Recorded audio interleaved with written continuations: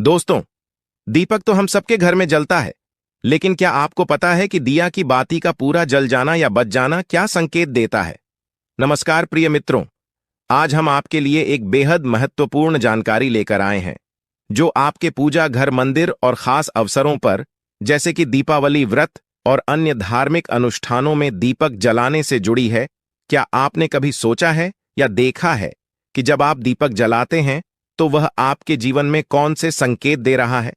क्या आपकी दीपक की बात पूरी तरह से जल जाती है या वह अध जली रह जाती है?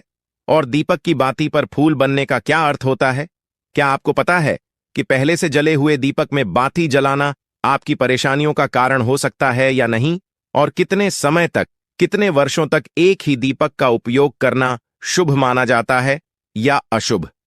आज हम इन सभी रहस्यों का पर्दाफाश करेंगे और जानेंगे कि दीपक आपके जीवन में खुशहाली या बाधाएं कैसे ला सकता है। इस ज्ञानवर्धक जानकारी के लिए अंत तक हमारे साथ बने रहे। तो दोस्तों, आपको जानकर हैरानी होगी कि आप अपने पूजा घर के मंदिर में दीपक जलाते समय अगर यह गलती करते हैं तो आपको इसका परिणाम जरूर भुगतना होगा।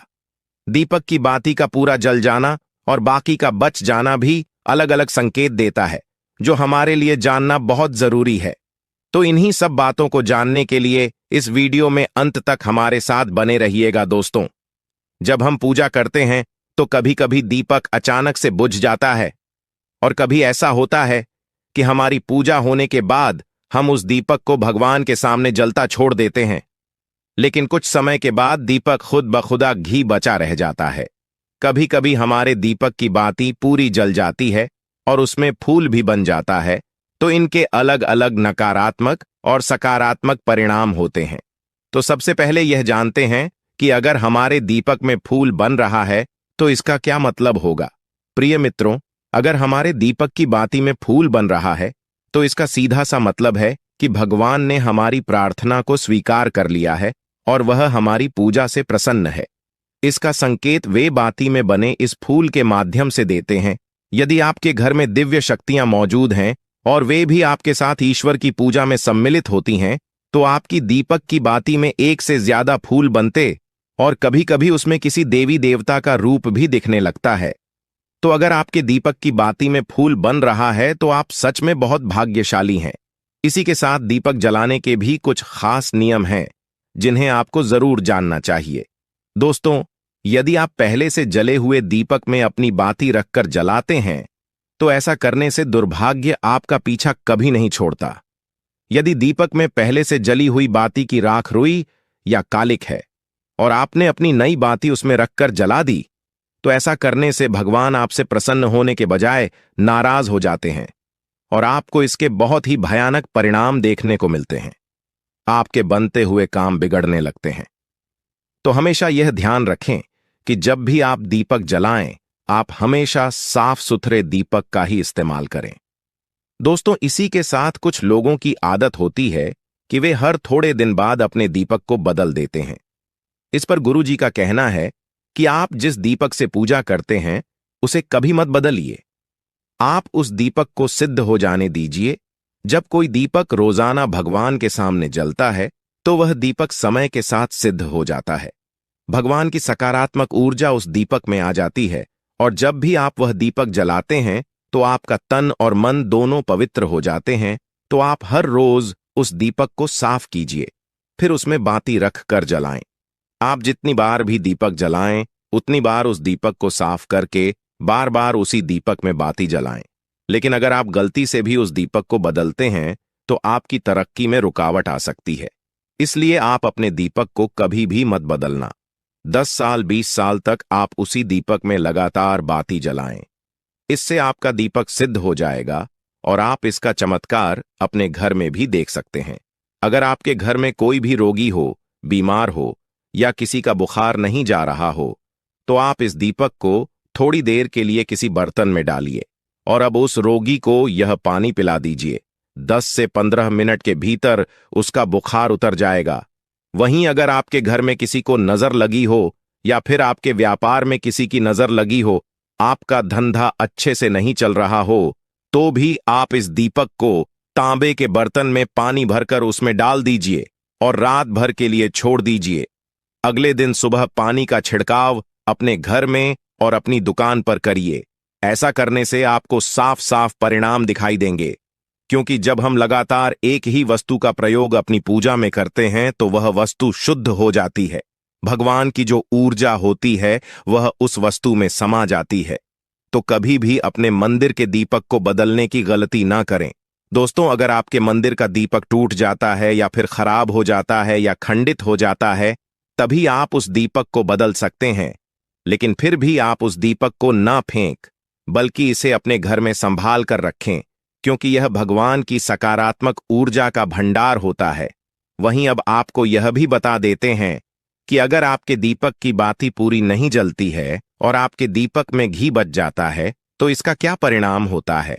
सबसे पहले यह देखिए कि अगर आप किसी भी पेड़ पौधे की पूजा कर रहे हैं और पूजा में जलाया हुआ दीपक पूरा नहीं जलता या फिर उसमें घी बच जाता है, तो इससे आपके घर में बीमारियां घर बना लेती हैं और यह बीमारी कभी भी आपका पीछा नहीं छोड़ेगी।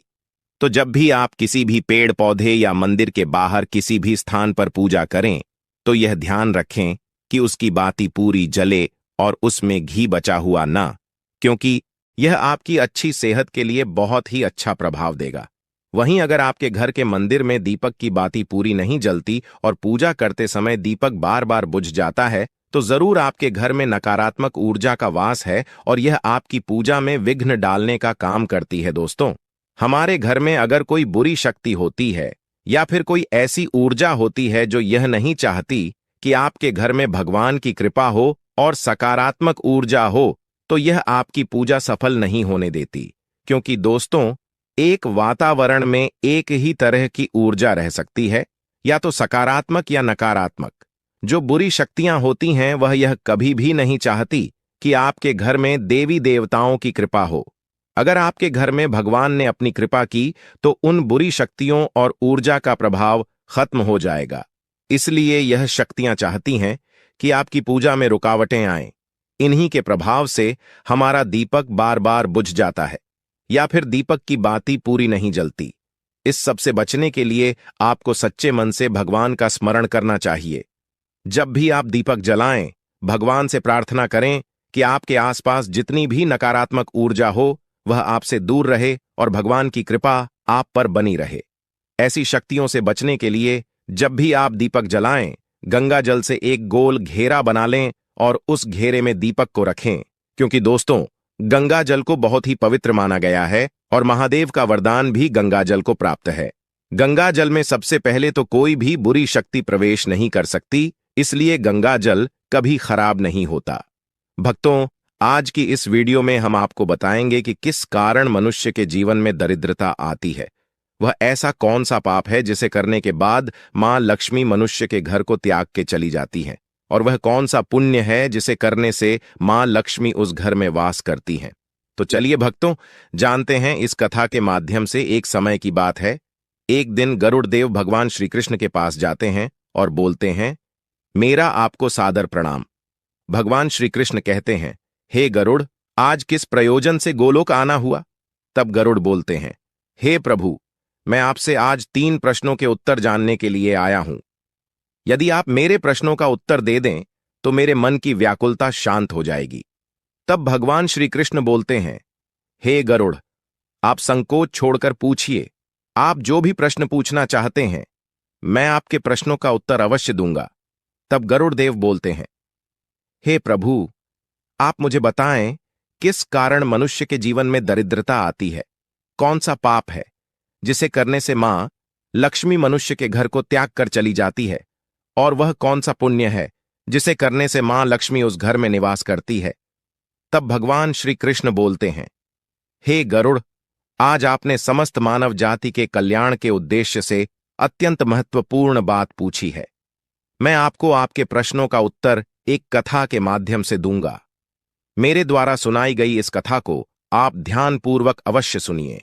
तब गरुड़ कहते हैं, हे प्रभु, कृपया आप मुझे वह कथा सुनाइए। आपके मुख से इस कथा को सुनना मेरा सौभाग्य है। मैं इस कथा को पूरा सुनूंगा और इसका प्रचार तीनों लोकों में करूंगा। भगवान श्री कृष्ण कहते हैं, हे गरुड़, जो मनुष्य का साथ देता है, ईश्वर उसका साथ कभी नहीं छोड़ते हैं। आज मैं आपको सम्राट रणजीत की कथा सुनाता हूं, जिन्होंने मां लक्ष्मी का त्याग करके दरिद्रता को ग्रहण कर लिया था। त्रेता युग की बात है। भारतवर्ष में सत्यवादी और धर्मात्मा राजा रणजीत राज्य करते थे। उनका राज्य कुंतल प्रदेश पर था। उनके राज्य की प्रजा उनसे अत्यंत संतुष्ट रहा करती थी।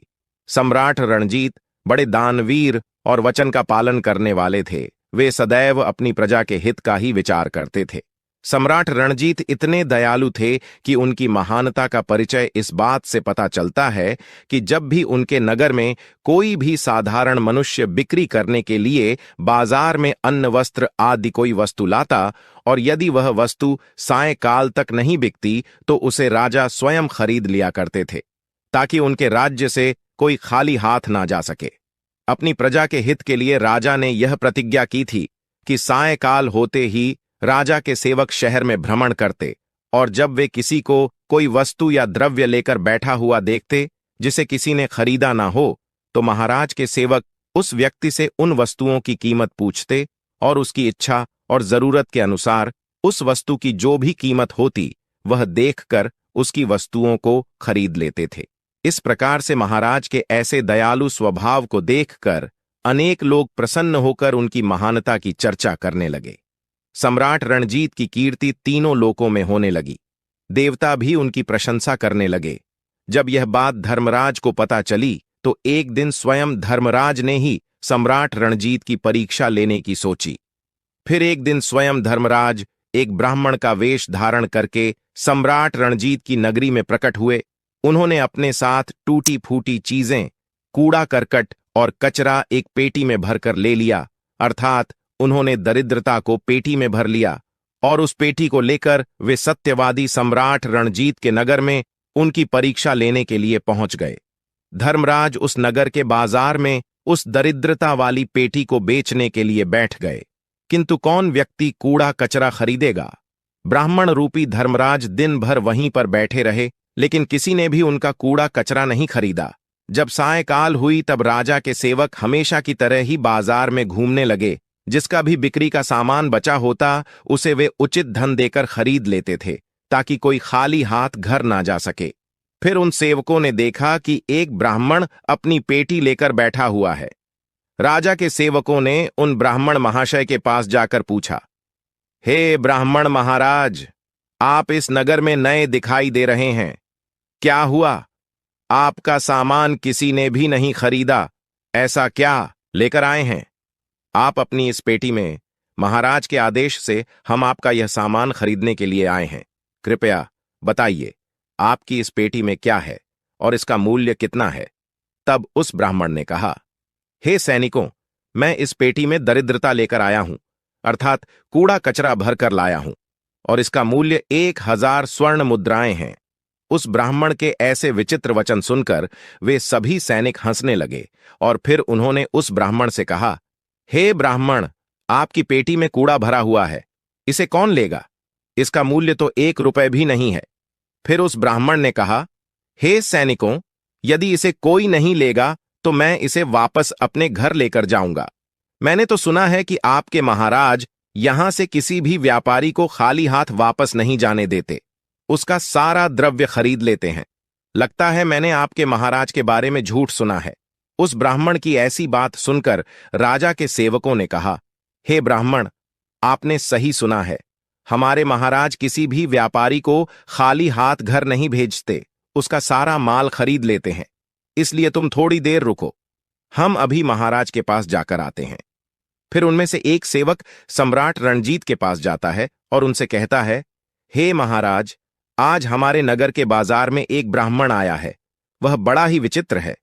वह अपनी पेटी में कूड़ा कचरा भरकर लाया है और उसका मूल्य वह 1000 स्वर्ण मुद्राएं बता रहा है।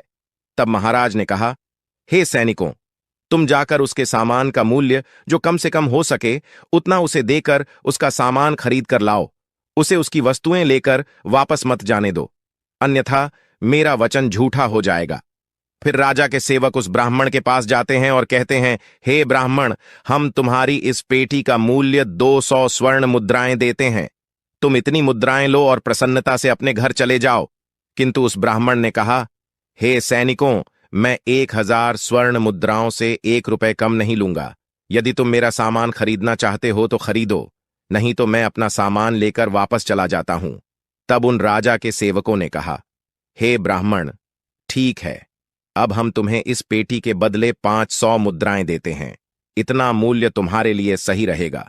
लेकिन फिर भी वह ब्राह्मण नहीं माना और 1,000 स्वर्ण मुद्राओं पर ही अड्डा रहा और कहने लगा, मेरा सामान लेना है तो लो, नहीं तो मैं चला। तब फिर से वह सैनिक लौटकर राजा के पास जाता है और उनसे कहता है, हे महाराज, उस ब्राह्मण को हमने 500 मुद्राएं देने की कोशिश की, किंतु वह फिर भी नहीं मान रहा है। उसकी पेटी में कचरा और दरिद्र से भरा पड़ा है, लेकिन फिर भी वह 1,000 मुद्राएं ही मांग रहा है। हे महाराज, आपको उसका कचरा 1,000 मुद्राओं में नहीं खरीदना चाहिए। सम्राट रणजीत कहते हैं, हे सैनिकों, यह मेरे सत्य की प्रतिज्ञा है। मैं किसी भी व्यक्ति को अपने राज्य से खाली हाथ जाने नहीं दे सकता। हम सत्य का त्याग कभी नहीं करेंगे। इसलिए तुम लोग जाओ और वह ब्राह्मण जो कीमत कह रहा है उसमें उसकी वस्तुओं को खरीद कर लेकर आओ। इसमें संकोच मत करो। फिर वे सैनिक ब्राह्मण के पास लौट कर आ गए। उन्होंने उस ब्राह्मण को 1,000 स्वर्ण मुद्राएं दीं और उसकी दरिद्रता से भरी हुई पेटी ले ली। वह ब्राह्मण मुद्राएं लेकर चला गया और सैनिक उस दरिद्रता से भरी पेटी को लेकर राजमहल में लौट आए। फिर महाराज ने उस पेटी को राजभवन के अंदर रखवा दिया। रात्रि में जब सोने का समय हुआ, तब महाराज के राजभवन के द्वार से एक अत्यंत सुंदर स्त्री निकली। उस स्त्री के 4 हाथ थे, हाथों में कमल पुष्प थे। उस सुंदर स्त्री ने नाना प्रकार के आभूषण धारण किए हुए थे। महाराज भवन के बाहर बैठे हुए थे। जब महाराज ने उस अत्यंत सुंदर स्त्री को देखा तो महाराज आश्चर्य में पड़ गए और उन्होंने उस स्त्री से पूछा, हे मां, आप कौन हैं? इस रात्रि के समय में आप यहां पर क्या कर रही हैं? आप कहां से आ रही हैं और कहां जा रही हैं? महाराज की ऐसी बात सुनकर वह स्त्री बोली, हे राजन, मैं तुम्हारे राज्य की लक्ष्मी हूं। आप सत्यवादी धर्मात्मा हैं। इसी कारण से मैं आपके राज्य महल में निवास करती हूं, किंतु आज आपके राज्य महल में दरिद्रता आ गई है और जहां पर दरिद्रता रहती है उस स्थान पर लक्ष्मी निवास नहीं करती। आज आपके महल में पेटी भर के दरिद्रता आई है, इसीलिए अब मैं यहां से जा रही हूं। तब सम्राट रणजीत ने हाथ जोड़कर प्रणाम करके मां लक्ष्मी से कहा, हे महालक्ष्मी, आपकी जैसी इच्छा, मैं अपने वचन और प्रतिज्ञा से बंधा हुआ हूं। मैं अपना वचन नहीं तोड़ सकता। इस कारण से मैं उस दरिद्रता से भरी पेटी को लेने से मना नहीं कर सकता था। कृपया आप मुझे क्षमा कीजिए। तब मां लक्ष्मी महाराज के राजभवन का त्याग करके चली जाती हैं। थोड़ी देर बाद राजा ने एक बहुत ही सुंदर युवा पुरुष को राजमहल के दरवाजे से निकलते देखा तो महाराज ने उससे पूछा, हे देव, आप कौन हैं? यहां पर कैसे आए और आप कहां जा रहे हैं? उस सुंदर पुरुष ने कहा, हे राजन, मेरा नाम दान है। आप सत्यवादी धर्मात्मा हैं, सदैव धर्म का पालन करते हैं। इसी कारण से मैं आपके राज्य महल में निवास करता था, किंतु अब मां लक्ष्मी आपके राज्य महल को त्याग कर चली गई है। लक्ष्मी के बिना आप दान कहां से करेंगे? इसलिए मैं भी अब आपको छोड़कर जा रहा हूं। तब सम्राट रणजीत बोले, हे देव, ठीक है, जैसी आपकी इच्छा, आप भी जा सकते हैं, किंतु मैं अपने वचन को तोड़ नहीं सकता। फिर वह दान भी महाराज को छोड़कर चला जाता है। उसके बाद अन्य एक सुंदर पुरुष राजभवन से निकलता हुआ दिखाई पड़ा। तब महाराज ने उससे पूछा, हे देव, आप कौन हैं और कहां जा रहे हैं? तब उस पुरुष ने कहा, हे राजन, मैं यज्ञ हूं। आप सत्यवादी धर्मात्मा हैं। आप सदैव दान धर्म करते थे, इसी कारण से मैं आपके राज्य में निवास करता था। किंतु अब लक्ष्मी और दान आपका घर छोड़कर चले गए हैं तो मैं भी जा रहा हूं, क्योंकि लक्ष्मी के बिना यज्ञ नहीं किया जा सकता और दान के बिना यज्ञ संपन्न नहीं हो सकता। इसलिए मैं भी आपका त्याग करके जा रहा हूं। सम्राट रणजीत ने कहा, हे देव, ठीक है, जैसी आपकी इच्छा, आप भी जा सकते हैं, किंतु मैं अपने वचन का त्याग नहीं करूंगा। फिर वह यज्ञ भी राजमहल को छोड़कर चला जाता है। फिर कुछ समय बाद एक अत्यंत सुंदर पुरुष राजमहल से जाता हुआ दिखाई देता है तो राजा ने उसे भी पूछा, हे महाशय, आप कौन हैं और राजभवन छोड़कर क्यों जा रहे हैं? तब उस पुरुष ने कहा, हे राजन, मैं यश हूं। आपके पुण्य के कारण मैं आपके घर में निवास कर रहा था, किंतु अब आपके यहां से लक्ष्मीदान यज्ञ आदि सब चले गए हैं, तो उनके बिना आपको यश की प्राप्ति नहीं हो सकती। इसी कारण से मैं भी यहां से जा रहा हूं। तब राजा ने उसे भी नमस्कार किया और आदरपूर्वक जाने दिया। फिर उसके बाद एक अत्यंत सुंदर स्त्री राजभवन से निकली, जिसने सुंदर वस्त्र परिधान किए हुए थे। उसे देखकर राजा ने पूछ लिया, हे मां, आप कौन हैं और आप किस कारण से मेरे राजमहल का त्याग कर रही हो? तब वह स्त्री बोली, हे राजन, मैं कीर्ति हूं। लक्ष्मीदान यज्ञ और यश ने भी आपका साथ छोड़ दिया है, तो उनके बिना मैं भी आपके राज्य भवन में नहीं ठहर सकती, इसलिए मैं भी जा रही हूं। तब राजा ने उसे भी जाने दिया। फिर अंत में एक अत्यंत सुंदर पुरुष राजभवन से निकला और उसे देखकर राजा ने पूछा, हे देव, आप कौन हैं और आप भी हमारे राज्य महल को छोड़कर क्यों जा रहे हैं? तब उस पुरुष ने कहा, हे राजन, मैं सत्य हूं। आप एक सत्यवादी धर्मात्मा राजा हैं, इसीलिए मैं आपके यहां निवास करता था, किंतु अब आपके यहां से लक्ष्मी दान, यज्ञ, यश, कीर्ति आदि सभी चले गए हैं, तो मैं भी यहां से जा रहा हूं। तब सम्राट रणजीत ने कहा, हे सत्य, आप भी मेरा त्याग कर रहे हैं, किंतु मैंने तो आपका कभी त्याग ही नहीं किया।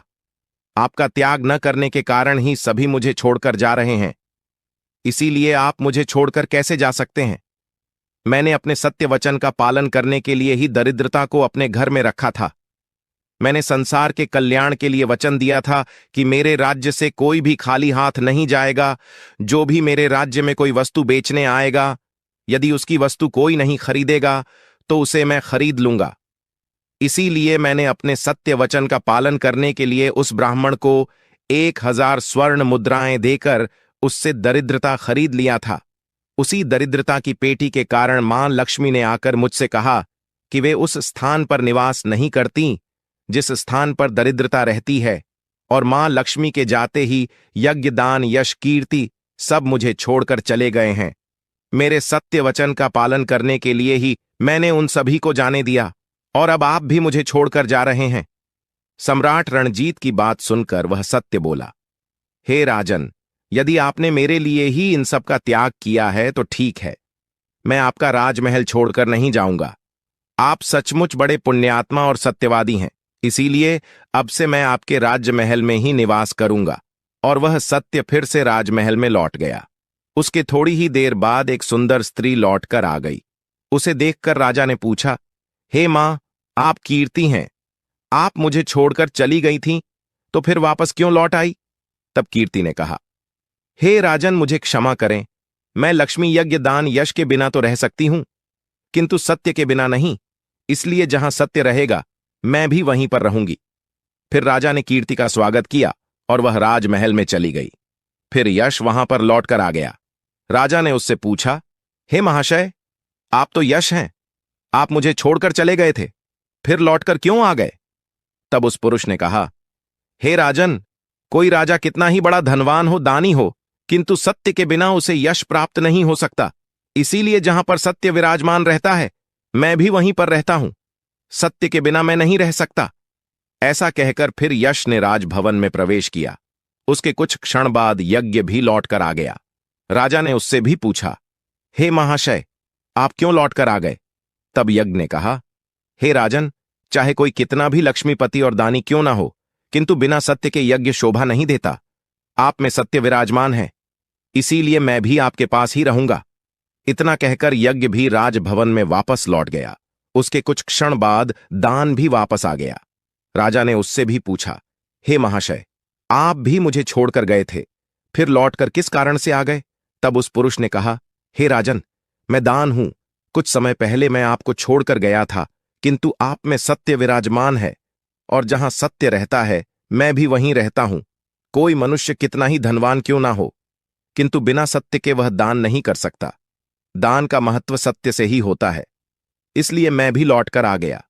राजा ने कहा, ठीक है, आपका भी स्वागत है।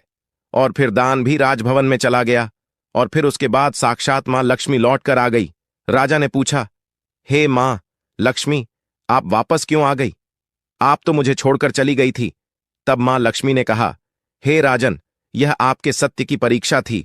आपके यहां पर यश, दान, यज्ञ और सत्य सभी निवास करते हैं, और लक्ष्मी के बिना सभी विफल हो जाएंगे। इसलिए मैं आपके सत्य धर्म की रक्षा करने हेतु लौटकर आ गई हूं। तब राजा ने कहा, हे मां लक्ष्मी, मेरे यहां पर तो दरिद्रता से भरी हुई पेटी है। जहां दरिद्रता रहती है वहां पर आप कैसे निवास कर सकती हैं? तब मां लक्ष्मी ने कहा, हे राजन, मेरी कृपा से वह दरिद्रता से भरी पेटी भी सुवर्ण और रत्नों से भर जाएगी। इतना कहकर मां लक्ष्मी भी राजमहल में प्रवेश करती हैं। मां लक्ष्मी के प्रवेश करते ही वह पेटी में भरा पड़ा कूड़ा कचरा रत्नों और सुवर्ण के आभूषणों में बदल गया। इसके कुछ समय के पश्चात स्वयं धर्मराज ब्राह्मण के रूप में राजभवन में आ गए। तब राजा ने उनसे पूछा, हे ब्राह्मण, आप कौन हैं? आपने तो मेरा त्याग नहीं किया था, फिर आप यहां पर कैसे आ गए? तब उस ब्राह्मण ने कहा, हे राजन, मैं साक्षात धर्म हूं। मैं ही ब्राह्मण का रूप धारण कर आया था और मैंने ही 1000 स्वर्ण मुद्राएं के बदले तुम्हें दरिद्रता दी थी, किंतु तुमने अपने सत्य के बल से मुझे जीत लिया है। इसलिए अब मैं तुम्हें वरदान देने के लिए आया हूं। बताओ, मैं तुम्हें कौन सा वरदान प्रदान करूं? इतना कहकर धर्मराज ने अपना मूल स्वरूप धारण किया। तब राजा रणजीत ने कहा, हे धर्मराज, आपके दर्शन करके मैं धन्य हुआ। कृपया आप अपनी कृपा सदैव मुझ पर बनाए रखें। मुझे और कुछ नहीं चाहिए। फिर धर्मराज ने राजा को आशीर्वाद दिया और उस स्थान से अंतर्ध्यान हो गए। भगवान कृष्ण कहते हैं, हे गरुड़ देव, इस प्रकार से अपने सत्य धर्म के कारण ही महाराज ने सभी पर विजय प्राप्त की थी। इसलिए मनुष्य को कभी भी सत्य का अनादर नहीं करना चाहिए और हमेशा सत्य का पालन करना चाहिए।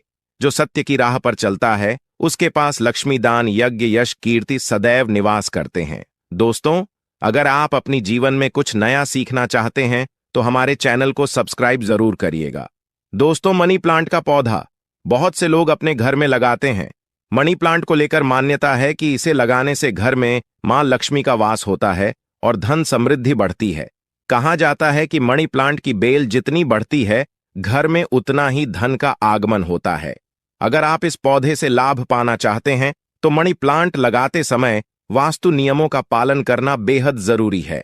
दोस्तों, हमारा उद्देश्य प्राचीन जानकारी को बढ़ावा देना है, इसलिए आप हमारे चैनल को सब्सक्राइब करके वीडियो को लाइक और शेयर करना ना भूलें। तो चलिए अब बात करते हैं मनी प्लांट लगाने के कुछ वास्तु नियमों और पालन के बारे में। वास्तु नियमों का पालन करना बहुत जरूरी है। वास्तु नियमों की अनदेखी करने पर यह पौधा शुभ परिणाम देने के बजाय विपरीत असर डालने लगता है। ऐसे में आपको आर्थिक नुकसान झेलना पड़ सकता है। जो व्यक्ति सही तरीके से मनी प्लांट की देखभाल करता है उसके घर में कभी धन की कमी नहीं होती। लेकिन वह सही तरीका क्या है? आज के इस वीडियो में हम आपको बताएंगे और यह भी बताएंगे कि कौन सा पानी मनी प्लांट में डालने से बचना चाहिए, अन्यथा आपके घर परिवार पर आपदा आ सकती है और व्यक्ति दरिद्रता के दलदल में फंस सकता है। इसलिए वीडियो को अंत तक जरूर देखिएगा। दोस्तों, मनी प्लांट को अग्नि या दक्षिण पूर्व दिशा में लगाया जाए तो यह अपने नाम के अनुसार शुभ परिणाम देता है। इससे अग्नि दिशा का दोष दूर होता है और घर में सकारात्मक ऊर्जा आती है। अग्नि दिशा के स्वामी गणेश जी हैं और उनके प्रतिनिधि शुक्र हैं। गणेश जी अमंगल का नाश करते हैं और शुक्र सुख समृद्धि दिलाते हैं। मनी प्लांट को अगर सही दिशा में ना लगाया जाए तो व्यक्ति को आर्थिक हानि का सामना करना पड़ता है। इसे भूलकर भी उत्तर पूर्व दिशा में ना लगाएं। इस दिशा में मनी प्लांट लगाने से व्यक्ति कर्ज के बोझ तले दब जाता है। माना जाता है कि मनी प्लांट का ऊपर की दिशा में बढ़ना शुभ और नीचे की ओर बढ़ना अशुभ माना जाता है। मनी प्लांट का पौधा तेजी से बढ़ता है। इसे किसी छड़ी की मदद से ऊपर की दिशा में बढ़ने के लिए सहारा दें। इसे कभी भी जमीन पर फैलने ना दें।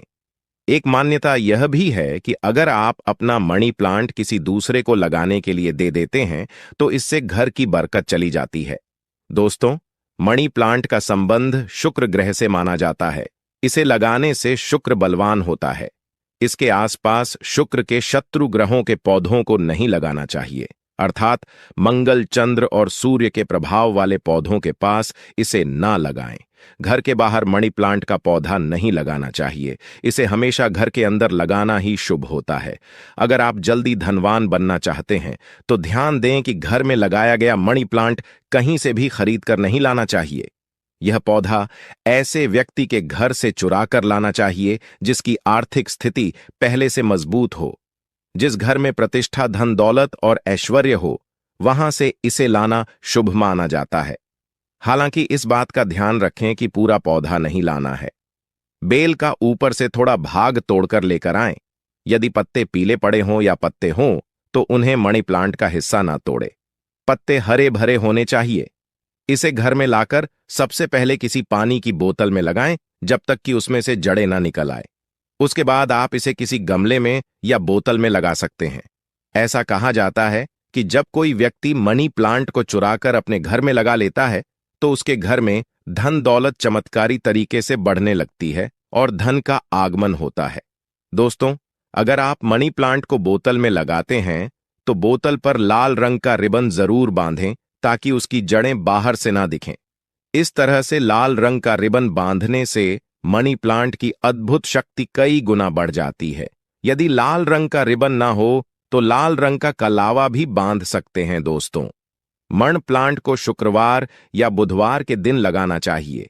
ऐसा माना जाता है कि शुक्रवार के दिन घर में मनी प्लांट लगाने से धन का व्यय नहीं होता, व्यापार कारोबार में बरकत आती है और घर में संपन्नता बढ़ती है। बुधवार के दिन भी आप इसे लगा सकते हैं। मनी प्लांट का पौधा धनदायक होता है और इसका रंग भी हरा होता है। हरा रंग और धन, यह दोनों चीजें बुध ग्रह से संबंधित होती हैं। इस कारण इस पौधे को बुधवार के दिन रेवती नक्षत्र में लगाना उत्तम माना जाता है। एक घर में या एक कमरे में एक से अधिक मनी प्लांट लगाए जा सकते हैं। मनी प्लांट को जब आप लगाएं तो उसमें दूध की कुछ बूंदें अवश्य डालें। कहा जाता है कि इससे धन में अपार वृद्धि होती है और आपका भाग्योदय होता है।